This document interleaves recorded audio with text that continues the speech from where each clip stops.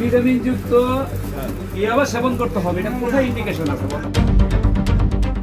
হাসপাতাল, যেখানে মানুষ আসে জীবন বাঁচাতে, কিন্তু সেই হাসপাতালেই চিকিৎসকের ব্যক্তিগত কক্ষ থেকে যদি মেলে ইয়াবা, তাহলে প্রশ্ন উঠে রোগী সেবার এই পবিত্র জায়গা কি মাদকের আখড়ায় পরিণত হয়েছিল? চাঁদপুরের কচুয়ায় এমনই এক ঘটনায় চাঞ্চল্য ছড়িয়েছে। গোপন সংবাদের ভিত্তিতে একটি বেসরকারি হাসপাতালে অভিযান চালিয়ে এক চিকিৎসকের ব্যক্তিগত কক্ষ থেকে উদ্ধার করা হয়েছে 4 পিস ইয়াবা ও মাদক সেবনের সরঞ্জাম।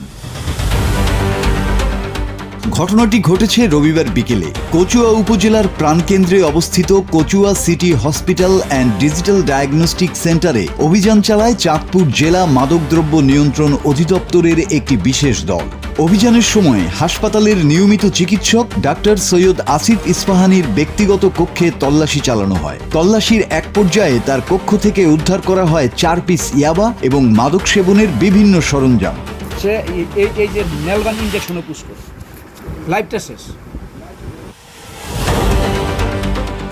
এই ঘটনায় হাসপাতাল জুড়ে তৈরি হয় চাঞ্চল্য। তবে এই ইয়াবা সেখানে কিভাবে এলো, চিকিৎসক নিজে সেবন করতেন কিনা কিংবা এর সঙ্গে অন্য কারো সম্পৃক্ততা রয়েছে কিনা, এসব বিষয়ে তদন্তের মাধ্যমে প্রকৃত তথ্য সামনে আসবে।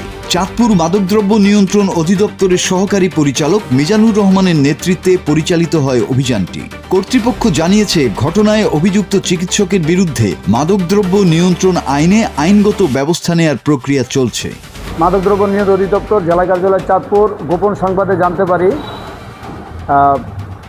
কচুয়া সিটি হসপিটালের ডাক্তার সৈয়দ আসিফ ইস্পাহানি দীর্ঘদিন যাবৎ মাদকের সাথে সম্পর্কিত, মাদকের সাথে সে জড়িত। সে নিজে মাদক সেবন করে এবং মাদক বিক্রির সাথে জড়িত।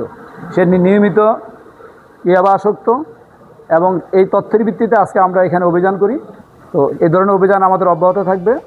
কোনো চিকিৎসক যাতে এই ধরনের মাদকের সাথে সম্পর্ক না থাকে, মাদকাসক্ত না থাকে।